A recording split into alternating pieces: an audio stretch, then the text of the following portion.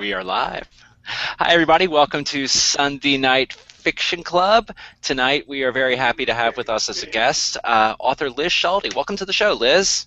Thank you for having me. Yay! Thank you for coming, Liz.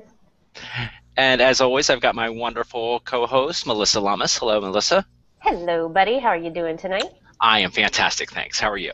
I'm good. And there were no mishaps with explosives and beer this week.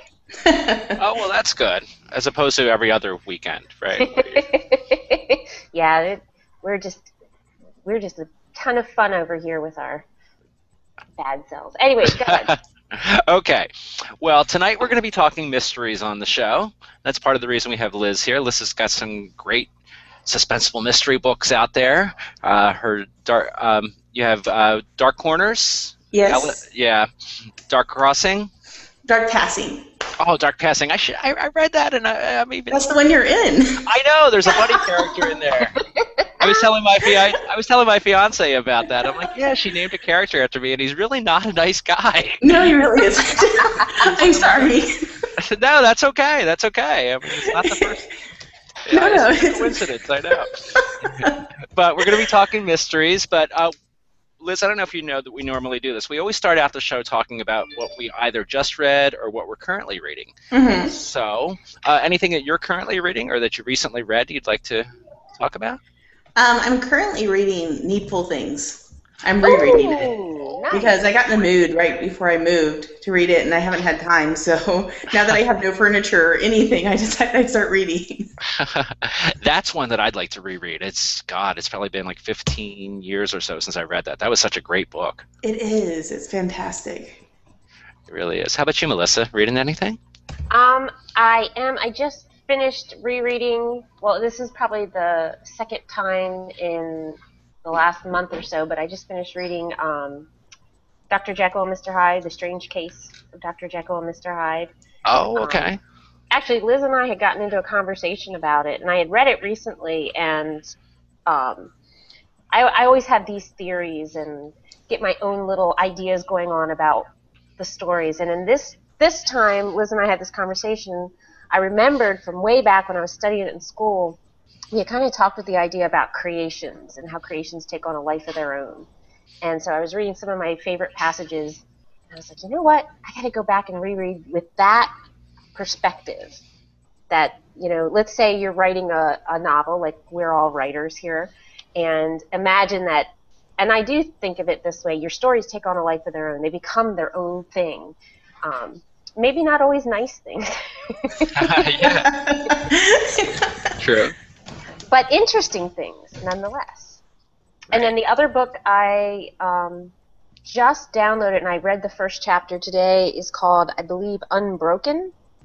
And it's about the World War II vet.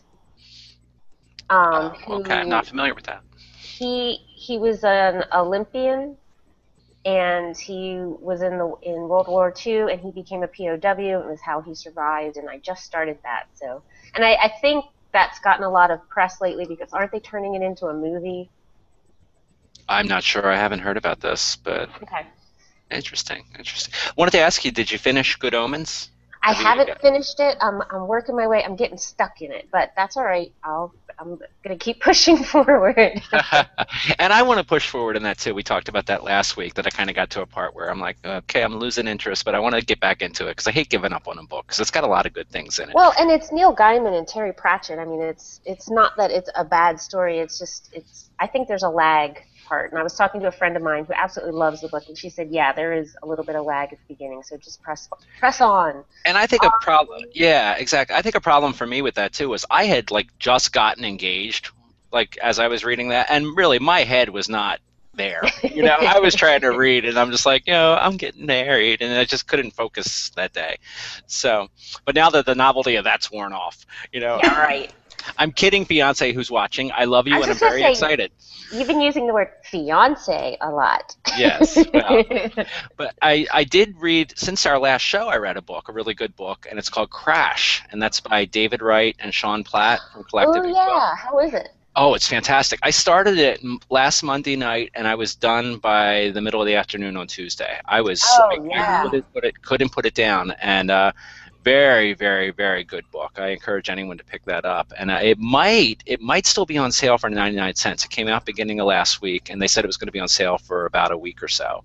Okay. So I encourage people to check that out. I put a review for it on Amazon. And I also had David Wright on Buddy's Writing Show last week, and we talked about that. So if anyone's curious and wants to hear more about it, check that out. So my friends, let's talk mysteries. Okay, mysteries. Liz, do you have some particular favorite authors or favorite stories? Yes. Actually, I like Thomas Harris a lot. He does the Hannibal Lecter series. And so like Silence of the Lambs, Hannibal, all of that. I think it's a fantastic series. He does a great job creating the character. And like my favorite thing about Hannibal is while he's a bad guy, and he's always a bad guy, he's not the bad guy in most of the stories. You know, there's something else going on always. Mm-hmm. And I think they do a really interesting job keeping him just out of the reach of the reader, but at the same time you kind of empathize with him. So it's interesting. Yeah. Now, I'm curious, did you read the books before you saw the movies, or how did that work for you? I saw Silence of the Lambs, and then I read the books. Okay, gotcha. So. I've always been curious to read the books there. I've seen all the movies. Mm-hmm. I have not seen the Hannibal TV show. Is that, have you tried that out? I did. There's nothing like the books. Yeah, that's almost always the case. Completely its own thing now, but it's good. I mean, it was enjoyable, but at the same time, like if you are looking for like the book, that's not it. Like they take a lot of liberties. Gotcha. Yeah, I love Anthony Hopkins. Oh my God, so good in those movies. Mm-hmm. Absolutely. Fantastic. I can't picture anyone else as Hannibal. No. And what was now I know years before though the Silence of the Lambs came out, and I know this, but I'm just drawing a blank on it. There was another. Was it Manhunter? Was a movie? Manhunter, yeah. Right, I do remember that, and then I guess that was. And then they remade it into Red Dragon. Right, that's right. Yeah. That's right. Yeah, good stuff. I got to read the books. I actually have, I think, both Silence of the Lambs and Hannibal around here, so got to eventually get to those. Melissa, you have any particular favorites? Well, as far as books go, I mean, there's just so many. There's tons, and I think my favorite are mystery series. Mm-hmm. So a couple that I've read, and some of them people might not even think of as mysteries, but Harry Potter.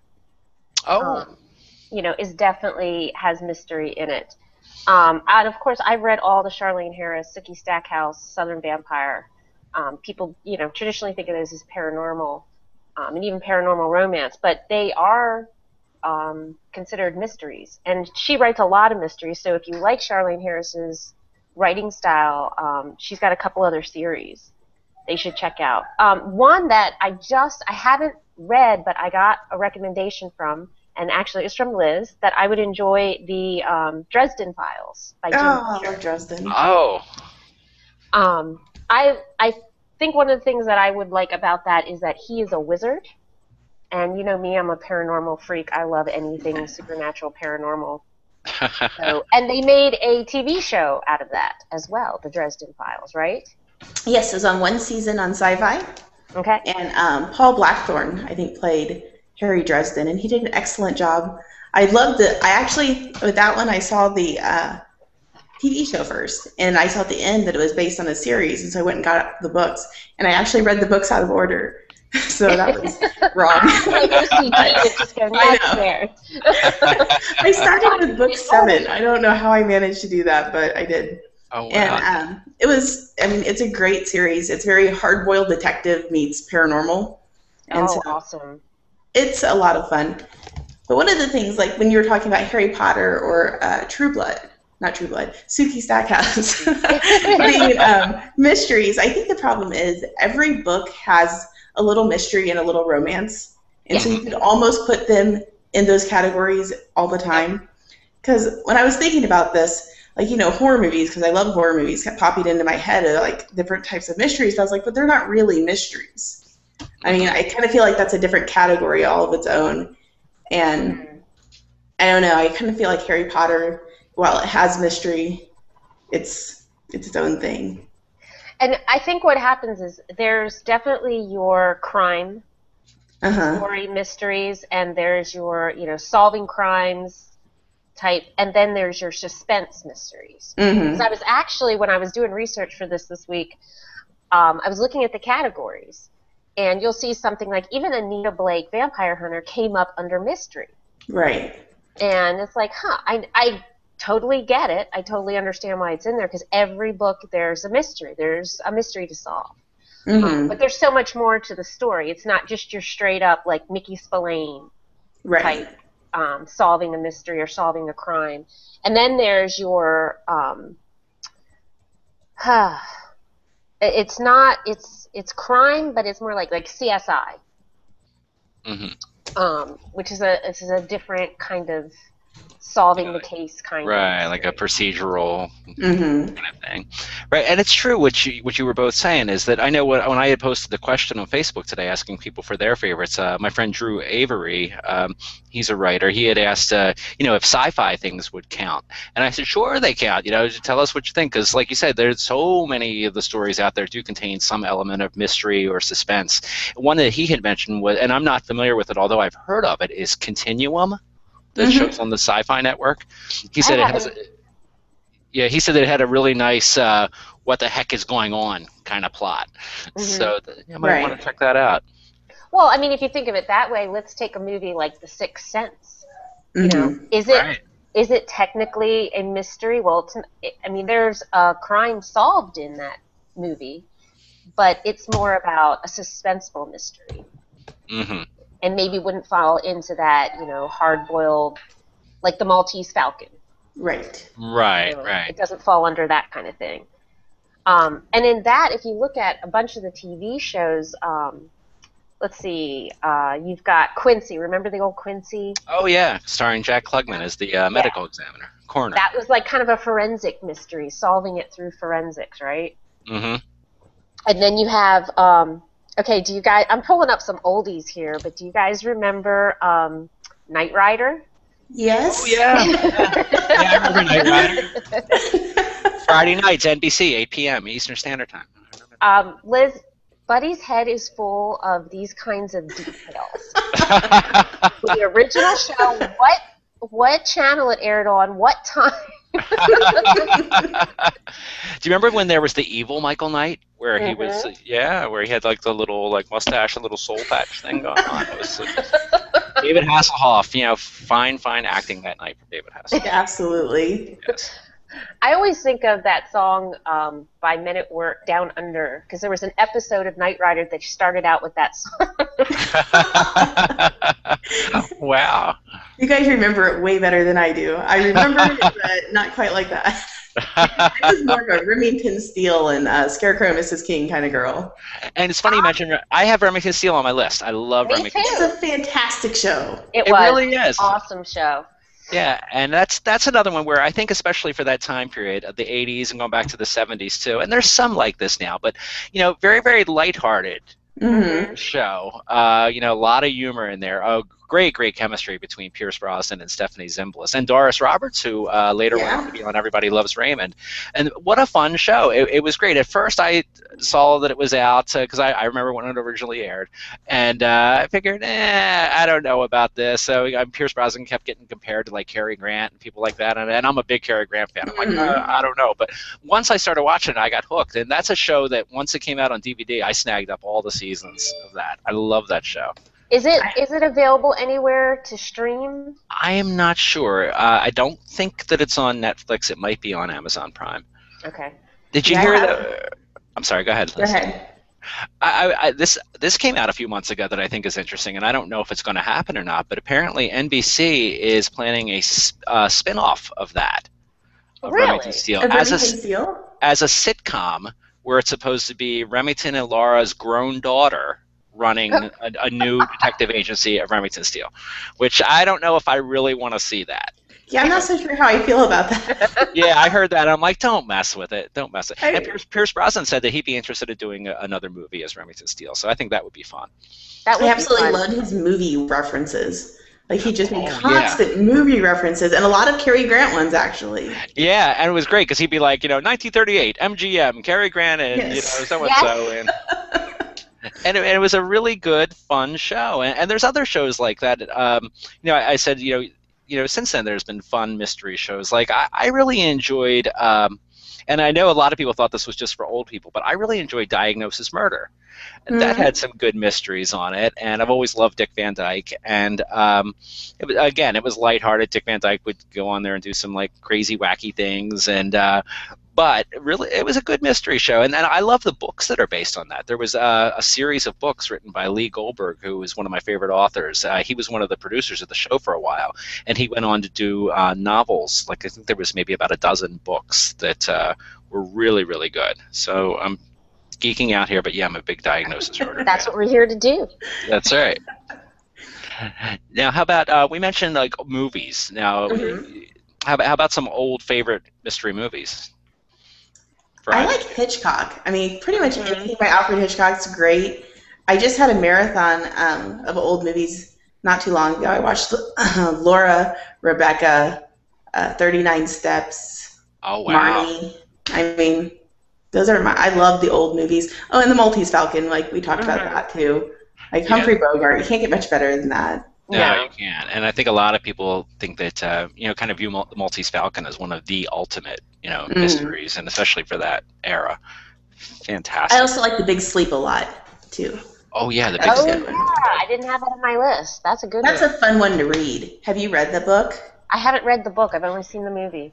It's written exactly like it sounds in the movie, like with that 40s jargon, and it goes so fast. Like, just in my mind, it's great. I love to read it. Now, is that with Marlowe? Is Marlowe the main character in that? Okay. Oh, what was the other one I read with Marlowe? I didn't read The Big Sleep. However, I read, I guess it was The Last Goodbye or The Long... Damn it, I'll look that. Goodbye? I think it was The Long Goodbye. Okay. But I love the books from that era. Just in that vein, some movies that I thought of was The Fugitive. Do you remember that? Mm-hmm. Oh, yeah. And I know people think of that like an action adventure, but it is a mystery. It's like who, even though they convicted him, who was the actual killer? And there's two versions of that movie. There's the older version. I can't remember when it came out. Come on, buddy. All you that stuff. It was originally a series on CBS in the 1960s, starring David Jansen. And, yeah, there was that. And then, of course, the movie with Harrison Ford and Tommy Lee Jones. Mm-hmm. Yep. You remember there was a short-lived TV series of it, too, after that? That starred Tim Daly from Wings. Yeah. I think it lasted brief. Yeah, it was brief, but it was good. I think that they just went to the well one too many times there, because people still had Harrison Ford in their head. And Right. But it was still a good show. I did want to look at our comments here. We do have some people watching. We've been ignoring our viewers.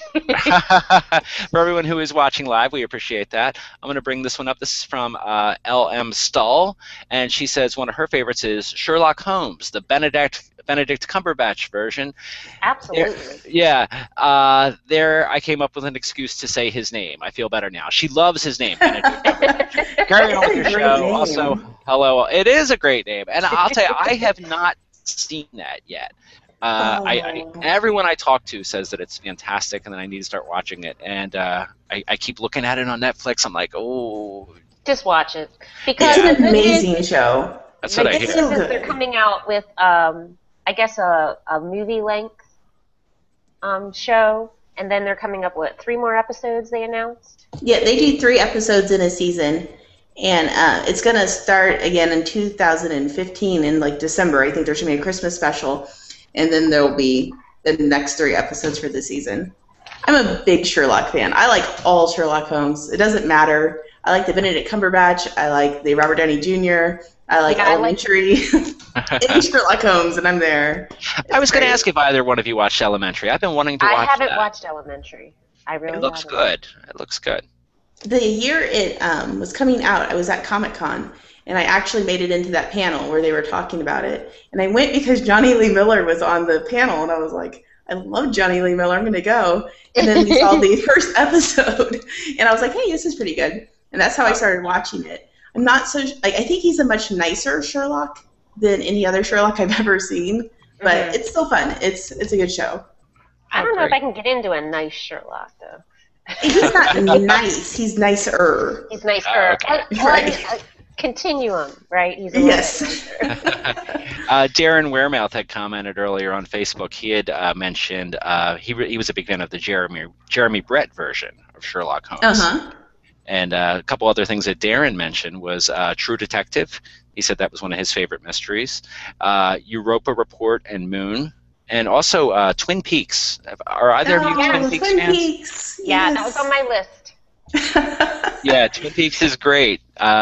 Lisa and I we just binge watched that. We watched like the first season and a half that covered the whole Laura Palmer storyline, and we watched all of that in about a week. I mean, that's if anyone's curious about Twin Peaks and you've never seen it, that is available on Netflix. I know it's also available on Amazon Prime. Really a great show. It might be a little dated to some people, but it's really quirky. If you like quirky and you really like a good mystery and very, very unique and entertaining characters, check out Twin Peaks. Great show. It is. It's an awesome show. I had to mention Kat DeSalle put on my Facebook page, Memento was a favorite. Do you guys know Memento? Oh, that's a great one. Chris Nolan. Yes. Okay. Yes. I was like, I'm trying to remember. Yeah, it has Guy Pearce, and that was the first Chris Nolan movie I really remember just loving. And after that, I went and watched everything he made. And I still haven't seen that. People have been telling me since it came out. I know, I suck. Sorry. But people have been telling me since it came out that I need to see that movie, and I know so much about the story. Isn't the story told backwards? Yeah. Right? Yeah. Mm-hmm. Okay. It's so great. good. It's so good. It's definitely worth watching. I really like BBC. Mhm. So, like BBC America. So I watch all of those. I watch like Endeavor and Midsummer Murders. I think I own all 13 seasons, or is it 14 seasons? I own them all, and I will watch them if I get bored on a Sunday. I'll toss in a Midsummer Murder because it's like Law and Order but better. Okay. I love it. It's fantastic. And what else? Those are the ones I've got to get into. Of course, I have so many shows lined up to watch. I don't know. I need like 2 other lifetimes just to watch the TV shows. Everybody tells me I should watch it. And of course, Veronica Mars. Yes, I know Melissa's that's on my watched list. Veronica Mars. Yes. That's another one I've never seen, but it sounds like something I would like. Well, It's so good. Liz and I went to the RWA Romance Writers of America conference last year, and in our hotel room at night, and like here we are in Atlanta. Not that we didn't go out. We did go out. We are so lame. So lame. We sat in and drank wine and watched Veronica Mars on my iPad. That's what she turned me on to it. Now me and my daughter are watching it together. So Good. Well, that's like me and Lisa. I was down in Williamsburg visiting visiting her, and everyone's like, "Oh, did you see this? Did you do that?" I'm like, "No, I watched Twin Peaks." You know, if you're watching it or sharing something with someone you really like doing that kind of thing with, and that's just as much fun as going out and doing stuff. well, and that brings up. I got to put one more that. It crosses those lines. That's what we were talking about earlier, Liz, is Hemlock Grove. Ah, yes. I've heard about that. Definitely a mystery. I mean, huge mystery, but it's also, supernatural, paranormal. There's something going on and you're trying to figure it out. There's a lot of weird stuff going on. Yeah. Well, in that vein, Supernatural is a mystery. Yes, 'cause absolutely. the episode, they have their Monster of the Week Mhm. that they're doing, and I mean, the guys are basically going around solving supernatural mysteries. And X-Files. Yeah, X-Files stuff. X-Files, yes. I had both Supernatural and X-Files. And There should be a whole genre of supernatural mysteries. Yeah. Well, and that, I mean, True Blood's which came out of the Charlene Harris, there's something they're trying to figure out. Now, that's more of a continuum of trying to figure things out as opposed to, like, the X-Files, which had a mystery on each Right. episode But that they had an saw. overarching mystery, too, because, they had the smoking man and they had the whole alien thing. Oh, the So smoking there's all man. those, there's individual, like, same with Supernatural. They Mhm. have their individual episode mysteries, but then they have overarching series mysteries. Right. So they set it up just like like Veronica Mars, which is a straight mystery show. It's set up exactly the same way. Right. And the first season of Veronica Mars, they're trying to figure out who killed Lily Kane, but then each episode, Veronica has some smaller mystery she's trying to solve because she is a detective. Yes. Well, She's a private detective, sort of. No, she doesn't have her license until second season, but still. Does she get a license in the second season? She does, yeah. I'm trying to remember, but she's an apprentice to her dad. Right, yes. And wasn't her dad, didn't he used to be on a sitcom, the guy who plays... Yeah. Yes. Just Shoot Me?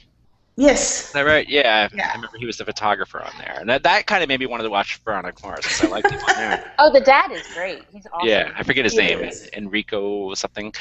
Wanted to touch on one of our comments here. This is coming, and I apologize, I don't know how to pronounce your name. I think it's Quotidian Light. I know we're friends on Google+. Thanks for watching live. She says, you're making me want to go back and rewatch A Man Called Hawk.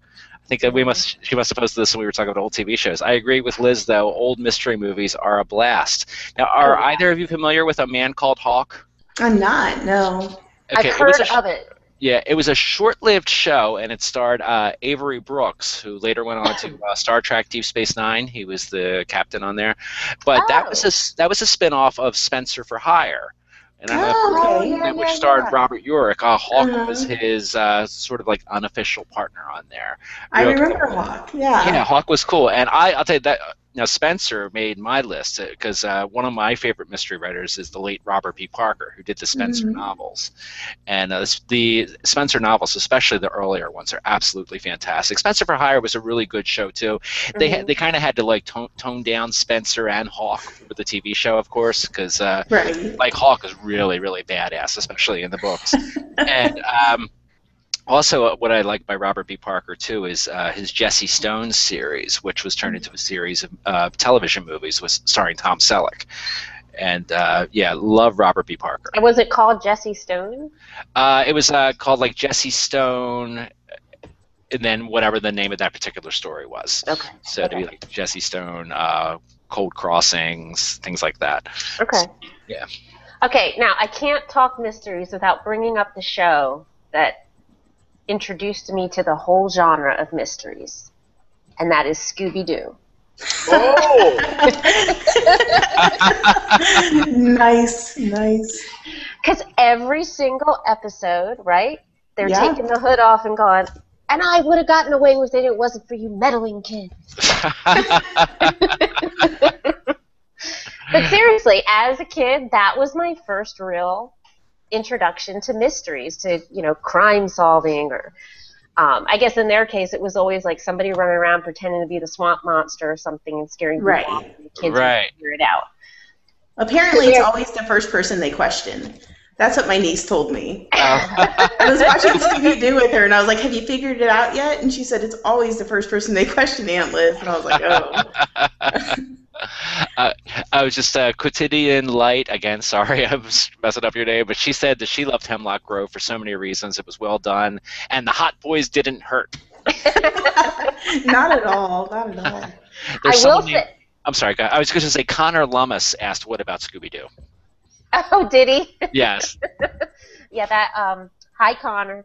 Next to me on his computer. You asked what about Scooby-Doo, Connor? Yeah. You've seen Scooby-Doo. It's a mystery show. Not really. I don't watch it. Oh, he doesn't watch it, he says. Well, watch it. Okay, something else I had to bring up, 24. Yeah? Oh, okay. I think that show, the first couple seasons, I was really into it, and then it kind of fell by the wayside for me. But what I loved about it was real time. It was the first time I've ever seen anything like that. Mm-hmm. Where it's so intense. Yes, it's incredibly intense. And you wonder, how can they do something that's supposed to be real time and not have lags? But they didn't. It was good stuff. And that's a show, I'm sad to say, that I never really gave much of a try to, which is surprising because I've always been a Kiefer Sutherland fan ever since The Lost Boys. I mean, I would go see all of his movies, even like Young Guns 2, which could have been a lot better. Right. Yeah. First one was great, but I should go back and watch those because I remember like when the first season came out and it was so hot, I had missed it all season and I tuned into like the last episode of that season. Which was, I mean, it was good, but I need to go back. And I heard that my brother's really into, I guess it's back now for like a limited thing. It's like not covering 24 hours. Is that right? It's just like, I haven't watched the new ones because, again, I have so many shows I'm trying to watch. Like, I'm trying to watch all of the Supernatural episodes in order before the next season starts because my daughter has insisted. But there's so many good things out there. Did you guys ever watch The Mentalist? I've seen it. I saw it a little bit when it came out. I like that one because it's the way the guy is solving these mysteries, solving these problems is, it's not Sherlock because it's not necessarily deductive reasoning, but you can see kind of the similarities. I mean, he's a quirky character. He kind of has insight into people and the psychology of people and why they do things. So I kind of draw those similar. I would love to kind of sit down and watch a couple episodes of Sherlock and a couple episodes of The Mentalist and kind of play off of each other. I think there's a lot of shows that actually they're Sherlock-esque, where you had like Monk or you had Psych and House MD. Yeah. It's very Sherlock Holmes, and I think is almost a category where Sherlock has inspired all of these different spin-offs of this, taking the one really sharp person who just notices everything and they have that eye for detail, and it's the detail, I think, that they all share. Yep. And that's what made me think of that is there's also, have you guys seen Numbers? I watched that a little bit when it was first on. It was a good show. Did you not see it, Liz? I haven't, no. Okay. I know what show you're talking about, but I haven't watched it. It's the guy it was Rob Morrow who plays on it. I don't know if it's still going on, but Rob Morrow, who was on Northern Exposure, is the main character on it. And then his brother is this numbers guy, this genius. And it's how they solve problems that way. And it kind of made me think of the same thing. Rob Morrow's character solves things differently. His brother's very analytical. But that same reasoning, they pick up on details. They see things that other people don't. They're very observant, blah, blah, blah. Another show like that. Now, Liz, you had mentioned Psych in there, and it's funny because I remember on Psych, they sometimes made fun of The Mentalist because they thought that the producers figured that Psych came out first, and it was kind of the same idea, although in much, much different tones. Since Psych is so big on humor, I would say The Mentalist was pretty much a ripoff of Psych. But I love Psych. Do you watch Psych at all, Melissa? I have not watched Psych. Oh, that's available on Netflix too. That's such a good. It was such a good show. It just ended its run, I guess, a few months ago. But great. And speaking of Twin Peaks, they did a great Twin Peaks spoof on there. Did you ever see that? Yeah, I forget what was it called. A lot of people come back. Yeah, Dual Spires. I think was that what it was. Something like that. But yeah, I love Psych.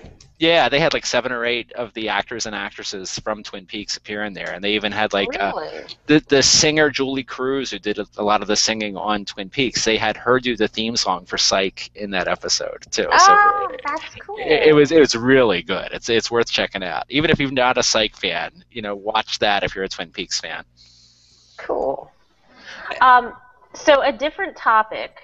And this was when I was trying to do a music playlist, because I do one for every one of our topics, it was a little bit difficult. I came across a lot of folk music that dealt with actual mysteries. But, and I love folk music. I listen to it all the time. But I wanted to find something a little more generic for our audience. And what I came up with was mysterious songs. And they're not necessarily mysteries anymore, but a lot of times you had these songs that people wanted to know, well, who is it about, or what does that mean? And Beatles songs in particular. Oh yeah. This happens a lot, or happened a lot in let's see, I'm gonna pull one up right now. Like Lucy in the Sky with Diamonds. Everybody thought that was about LSD.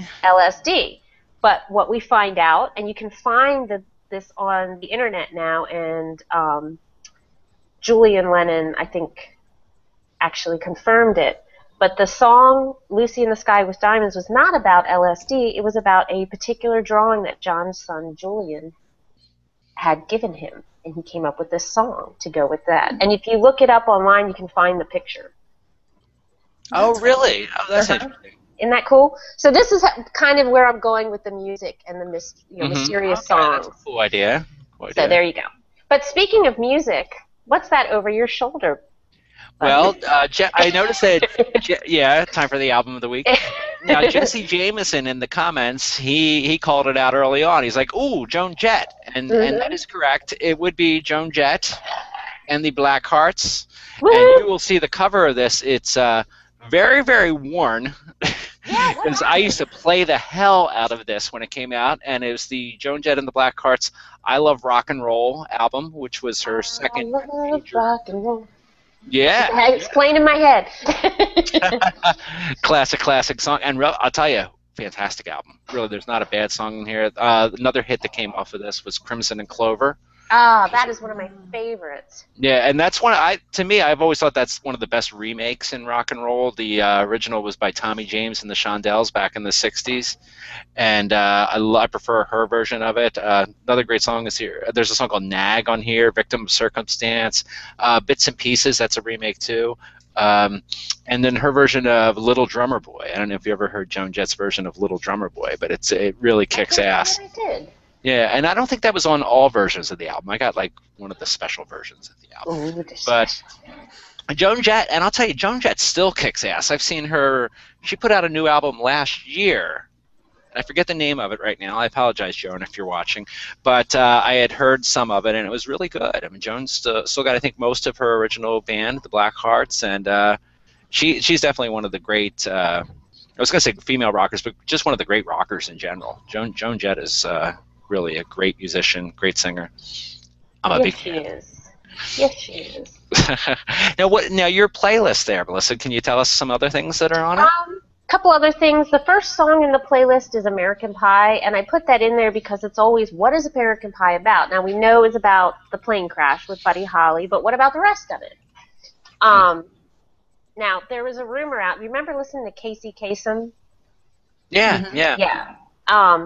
Well, Casey Kasem claimed that he had talked to Don McLean and had found all the answers to what this song was about, the mysteries of American Pie, like who's the jester, who's the king and the queen, the girl who sang the blues, who was Satan.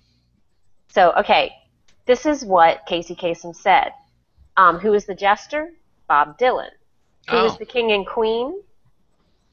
The Kennedys. Interesting. Okay. Who was the girl who sang the blues? Janis Joplin. Interesting. And Satan? You're not going to believe who Satan was. Well, it was written before Justin Bieber came around, so he would have been my first guess. Now, this is what Casey Kasem claims. Jim Morrison? Mick Jagger. Really? Oh, okay. Now, here's the thing. McLean flat out denies any of this. He says he never talked to Casey Kasem, and his statement was, and this is a quote I found, songwriters should make their statements and move on, maintaining a dignified silence. In other words, he never confirmed what the hell he was talking about. I like that he didn't confirm it. You like some things to be a mystery. Well, that's the fun of some of it, isn't it? Yeah. Some of these songs and the things they were about. Like one of the great mysteries for like going back to like a similar era was "You're So Vain" by Carly Simon. Yeah, and that was on my list, and it's in my playlist. Really? Go ahead. Yeah, because for years people have wondered who that's been about. Like Warren Beatty, I know, is one of the several people it's rumored to be about, and I know she's kind of hit. There was something. Do you remember this? It was sometime in the past 10 years where she was looking for donations for some charity, and she said like whoever like donated the most, if it had reached a certain amount, she would tell them privately who it was about. As long as they never revealed. It was some big like network honcho, I think, who won, but I kind of don't ever want to know. Right. Well, that's funny you bring that up because "You're So Vain" is in my playlist, and I think there was some talk that she was singing about James Taylor. Oh, that's right. Yeah. Yeah. And then apparently I think she's just messing with people, but she said she did a re-recording, an acoustic version of the song, and claims that she whispered who it was in the background. Oh, interesting. And so people were like listening, talk about a media stunt to get people to buy the new version of the song. But apparently people thought it was David Geffen. Do you know who that is? Yeah, big music. He had his own record label, I know, and he was a big producer for many years. So wasn't he her record label guy? Wasn't he supposed to be promoting her, and she was pissed off because he wasn't?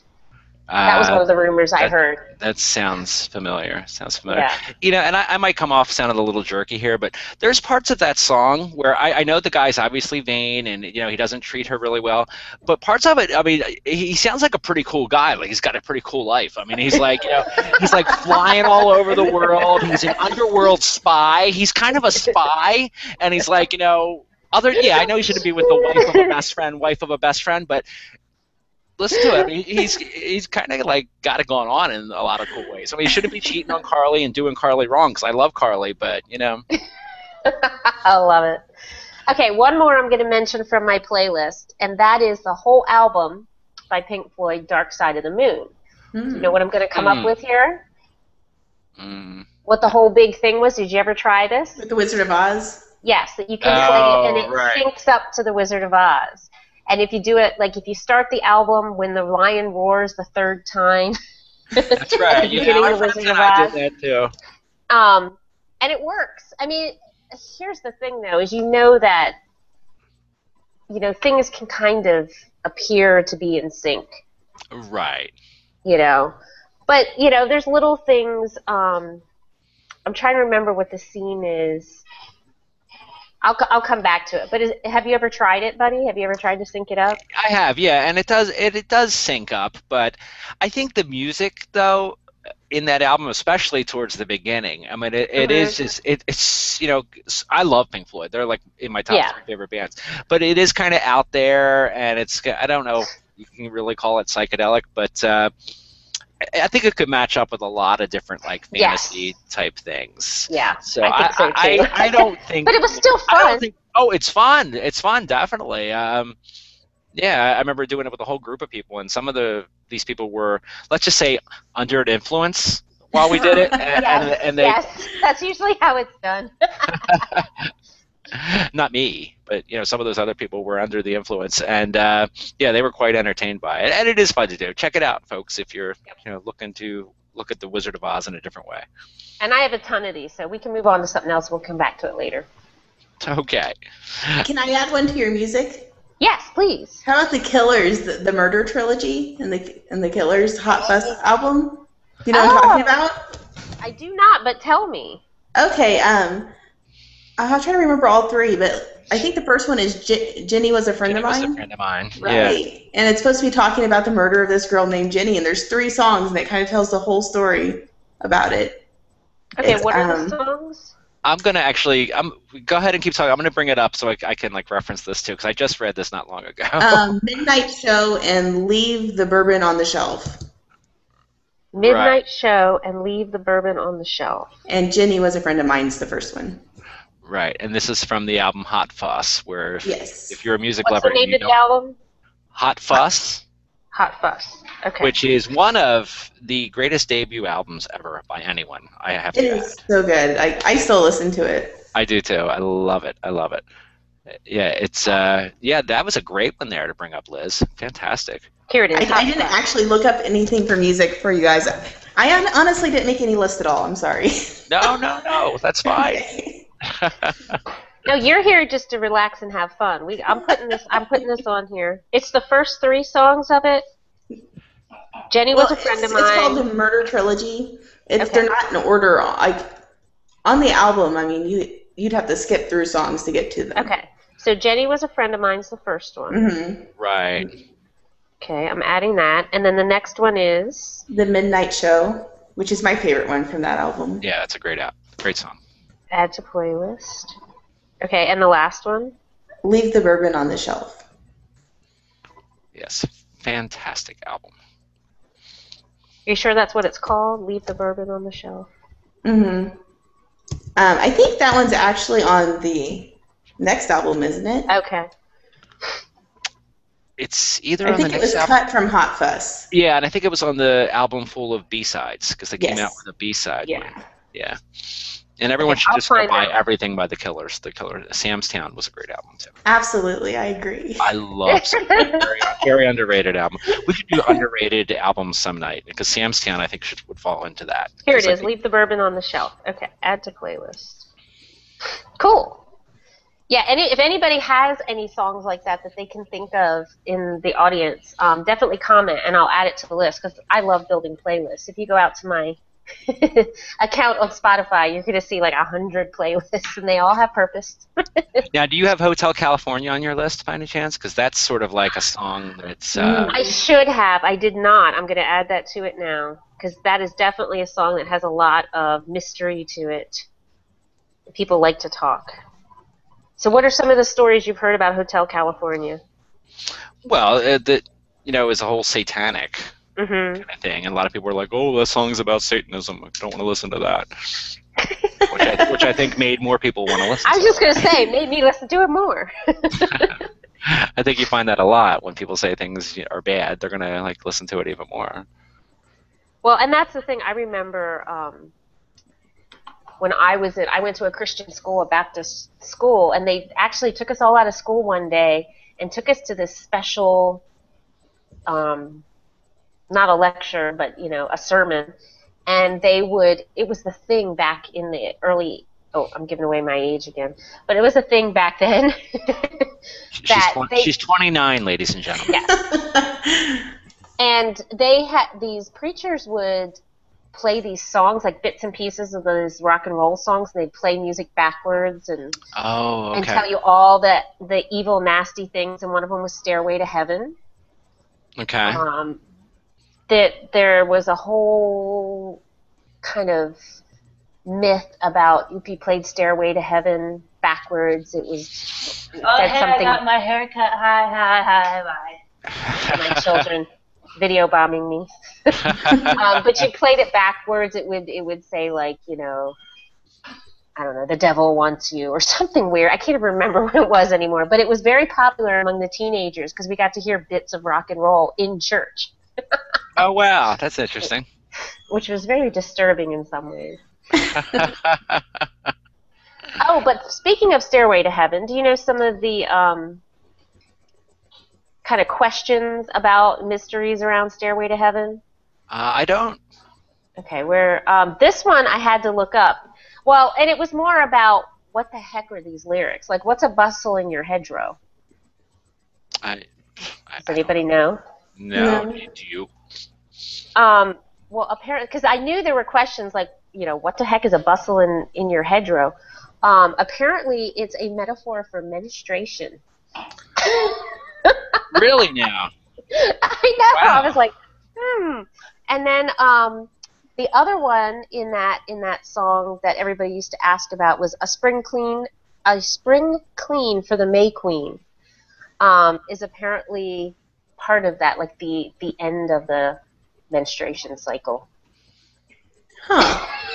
Interesting. The weird, mysterious things that you come up with when you start digging. You learn stuff new all the time, I gotta tell you. Yep. I'm just gonna do a total segue away from.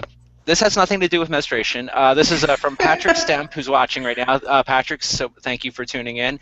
Patrick recommends here. He says, check out The Automatic Detective by A. Lee Martinez. Noir meets sci-fi. I've never heard of that. Cool. But Patrick has exceptional taste, so I want to check that out. And for anyone who hasn't checked it out yet, Patrick is co-hosting a show with Archer Caldwell and Michael Laron every Tuesday night on YouTube at 9 p.m. Eastern Standard Time called To Be Read, where they discuss books that they're all reading, and it's really a good show. They're only 3 or 4 episodes in, but check that out. And L.M. Stull says, I have a question for the lovely Liz. Why are there no books on the shelves behind you? Yes. Because my stuff isn't getting delivered until tomorrow.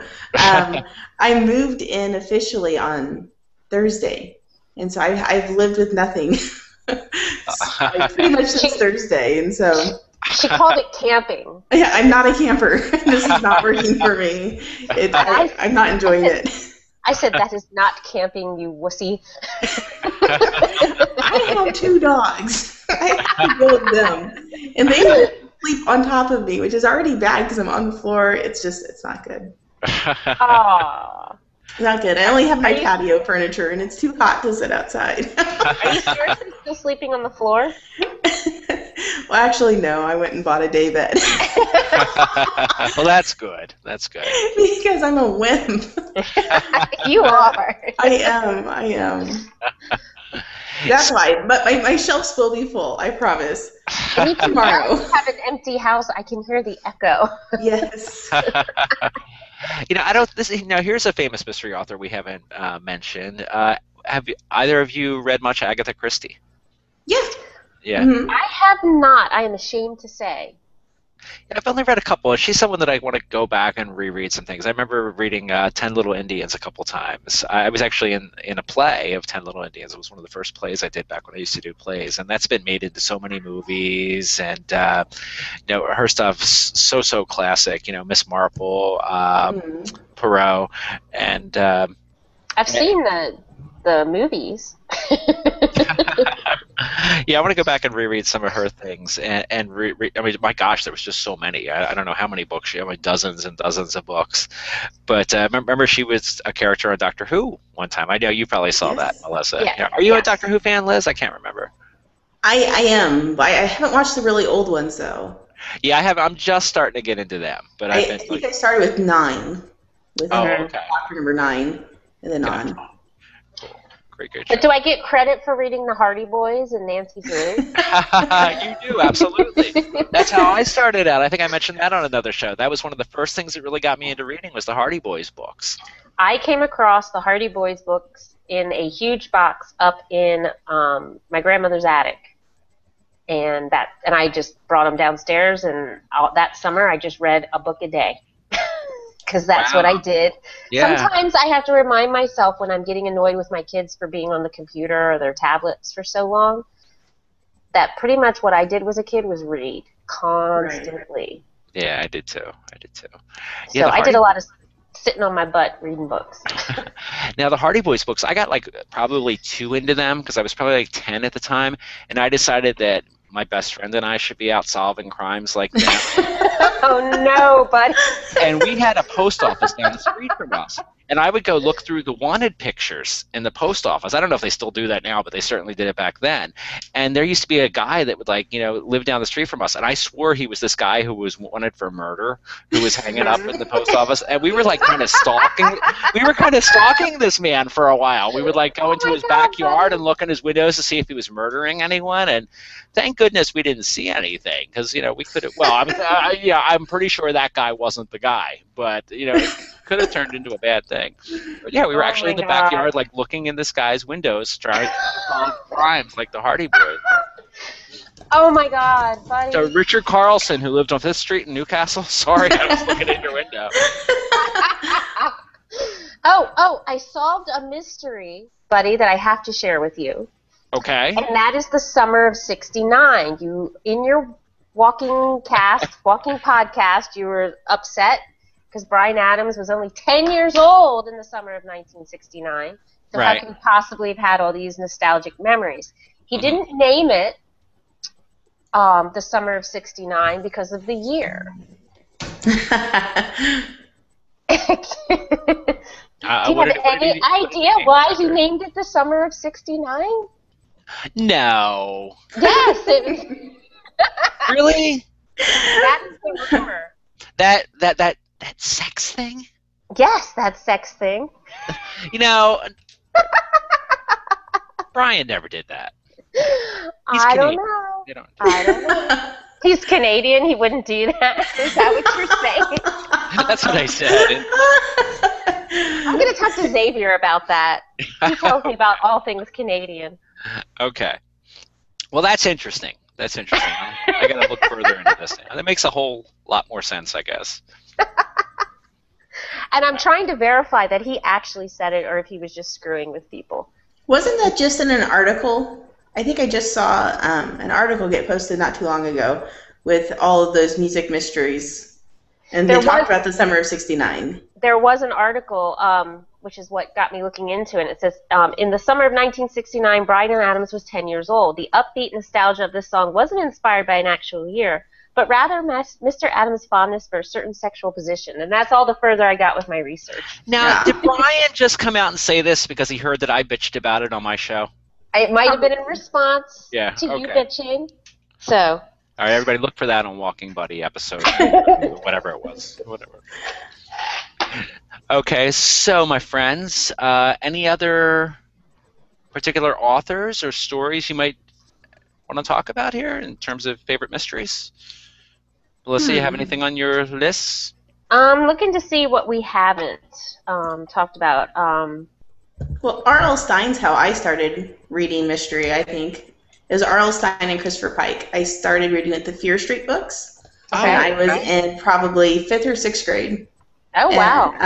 Yeah. And then I moved on to Christopher Pike, and actually Edgar Allan Poe. We failed to mention him. Yeah. He wrote the first detective books. That's right, he did. And he inspired Sherlock Holmes. Yeah. So I actually haven't read those, or that story. I think he has one, right? Yeah, I think so. Yeah. God, I forget what it's. I was going to look that up because I remember hearing that too. That he did really the first mystery story, and I've read more of his. Telltale Heart. The scary, all the scary ones. The ones we're used to. Right. But yeah, he would have. Oh wow, a twisted guy, but a hell of a writer. An author we haven't mentioned is Janet Ivanovich. Oh right. Oh right. Yeah, she did the James Patterson. Yeah, James Patterson, although I'm kind of mad at him right now, but that's okay. You are? I read his stuff, but I'm mad at him. Okay, can we... Oh, are you just going to leave us with that, or why are you mad at him? Well, he's how do you pronounce that publisher, Hachette? He's a Hachette author. Okay. Right. Oh, okay.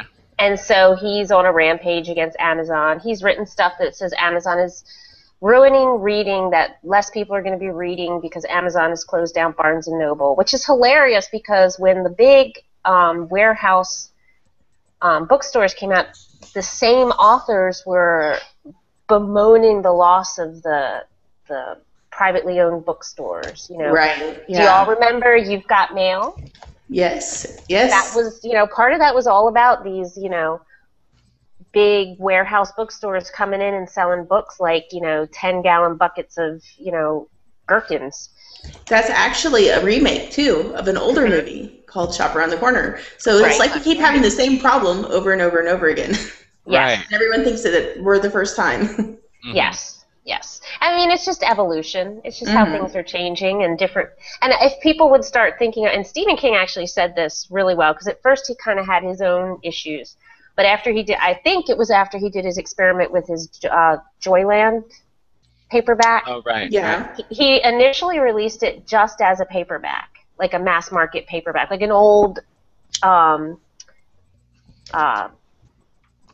pulp fiction kind of novel type thing. Oh, that's right. And then when he finally released it as an ebook, it sold better. Right. And he finally came out and said, look, stories are stories no matter how they're delivered. Mm-hmm. And that's what we should be focusing on. It's kind of like, there's no Zenith anything anymore because they saw themselves as makers of televisions and not as makers of delivery of shows and stuff. You know what I'm saying? Right. Mm-hmm. Yes. So I don't want to go down that road. Yeah, but let's go back up the road a little bit to Patterson then. If it, other than this kind of stuff, you're generally a pretty big fan of his. I'm not a big fan of his. I have read his books and I have enjoyed them, but they're not like it's not like a new James Patterson novel. Right. I have enjoyed the ones that it's like Jonathan Kellerman. Have you ever read him? I've only read one of the Alex Delaware books. And yeah. I really enjoyed it, and I bought 10 more in the series. I just haven't read them yet. Jonathan Kellerman's great, but I'm not running ooh, his new novel came out, and I'll read them. It's ooh, and every time I pick one up, I enjoy it. There was one I read that was so bizarre, and it was about the genetically engineered child. Have you read this one, Liz? I can't remember the name of the book. But the kid is so smart. He's over the top smart, and spoiler alert, anybody who's watching this, it turns out the kid has figured out how to give people cancer. Huh. Wow. Yeah. That's strange. Yeah, it is very strange. I'm just wow. You don't know the name of that one offhand? I don't. I'll look it up and I'll post it in the comments. Oh, okay. James Lee Burke is another good one. Who? I'm sorry, Liz. James Lee Burke. I haven't read him. What has he written? Good. It's escaping me right now. They've made movies. It all takes place in like Louisiana. Okay. I can't remember. I'll look it up real quick. Carry on. Just wanted to bring up this one comment. L.M. Stahl said she loves Alan Bradley's books, too. Sweetness at the Bottom of the Pie, The Dead in Their Vaulted Arches, etc. I'm not familiar with Alan Bradley because those are great titles. Sweetness at the Bottom of the Pie, The Dead in Their Vaulted Arches. I like that. Yeah, they're cool titles. Yeah, very cool titles. Who is the one who did all the lawyer books? The one John Grisham. John Grisham. John Grisham. I love John Grisham. The Pelican Brief. What's the one about the guy whose daughter gets raped? They turned that into a movie. Time to Kill? Or... Yeah, Time to Kill. Yeah. The book was awesome. I mean, the movie was good, but I really do prefer his books. I mean, the movies are all good and they're very popular, but he writes well. I enjoy reading it. Yeah, his are, and I had given up on him after a while because it seemed to me like he was following the same formula to a degree, and that you knew it was always a lawyer, and you knew the lawyer was always going to talk about, oh, I'm having to work 350 hours a week, and right. Then they got in over their head. But whenever I do pick up one of the books, though, I find I can't put it down. I mean, he's a really good storyteller. He grips you. He gets you. He gets you engaged immediately. It's like you're just hooked from the start. And I think that's the same with James Patterson too. He catches a lot of flack from people for the volume of books that he has out there. I mean, he co-writes a lot of the things, and people question whether or not he's actually doing that. Why does he get flack for it? So he's prolific. Good for him. Yeah, exactly.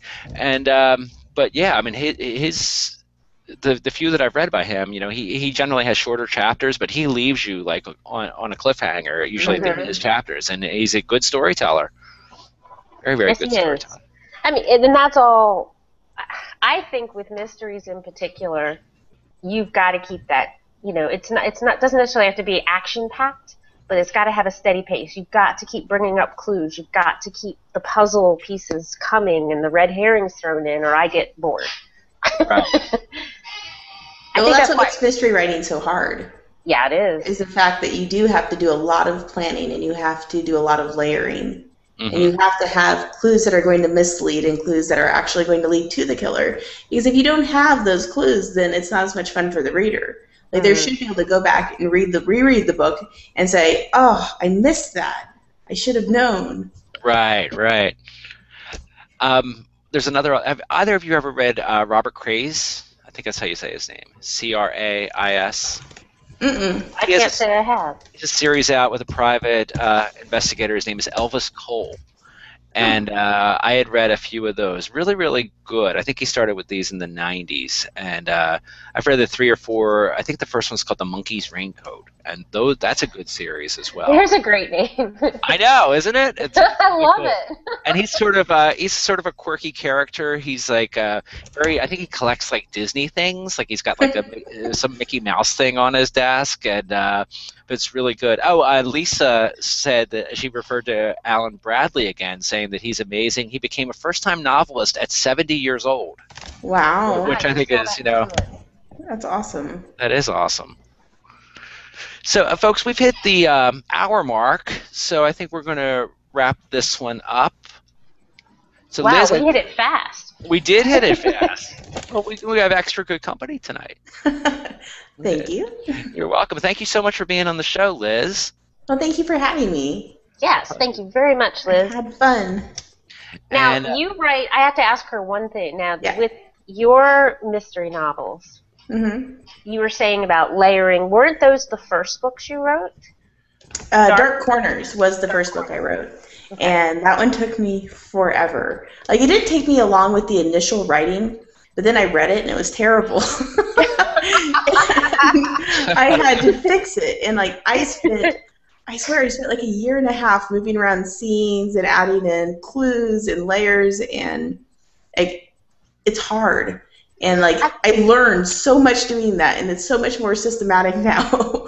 But I was gonna say, even with like, I don't write mysteries, but like particularly writing my Little Flame series, Mm-hmm. you know, I go through and I write and I just get it down, and Yeah. then I go back and I layer in the clues and the pieces. Even though it's not a mystery, she has like somebody's Right. she's Yes. trying to solve that problem, and it's a different kind of thing. But I see even with that, it's got to be so much more intricate when you're actually doing, you know, solving a crime or solving a mystery like that. Like with Dark Corners, I didn't know who the killer was until I wrote it. Right? And so I was like, oh, this is terrible. Like, there's nothing that's pointing to anyone here. I mean, this is bad. And so I had to go back and fix it. But with like Dark Passing, I knew going in. Like, I knew where I had gone completely astray on the first book, and that, you know, what I had to do to overcome it. So it was planned. I had like, you know, a whole bulletin board of like victims and like, things like that, and I was ready for myself. You know, make sure, you know, that you don't forget that you've introduced a character and then you've killed them and then you bring them back later, and like these things happen. Where the hell did they come from? Exactly. It's like Dean coming back from the dead. Supernatural reference, sorry. Yeah, but they totally had reason for that. Yes. And how many books are in that series now? Is there a third book out? Not yet. There's 2, and then I had some short stories, but now the short stories aren't up anymore because we took down those anthologies, and I haven't put them out again. But I will. But then I'm going to be working on a 4th of the Dark Corners series, the Dark series, the Ella Reynolds series. Oh, okay, great. Then I have the 9th Floor. That's my other mystery. Oh, that's fantastic. right. Which is about a hospital that has a floor that's closed down because of weird things happen on it. Oh, great. Well, we're going to include a link to your your website, is that Liz Schulte, or what is your website? www.lizschulte.com. Oh, okay, great. We'll include a link to that as well as your page on Amazon.com so people can check out your books, check out your writings. Yeah, and we thank you again for being on the show.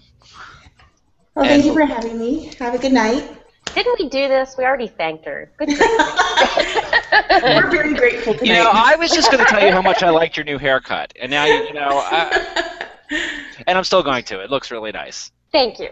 You're welcome. I'm just glad that I can talk tonight because I had a cold all week. It's so stupid. No. I'm like, you know, this whole health guru, blah, blah, blah, and I get a freaking summer cold. Who gets summer colds? Well, unfortunately, quite a few people. I've been drinking orange juice tonight, and there's no vodka in it. Oh, wow. Well, that might be your problem there, my friend. Gotta have some vodka there. So I thank everyone who tuned in, watching us live, and if you're catching us later, thank you for watching. Wish everyone a great week. Enjoy your July. We'll be back again next Happy 4th. Yes. Thanks again, everybody. Take care. We'll see you. Good night. Good night.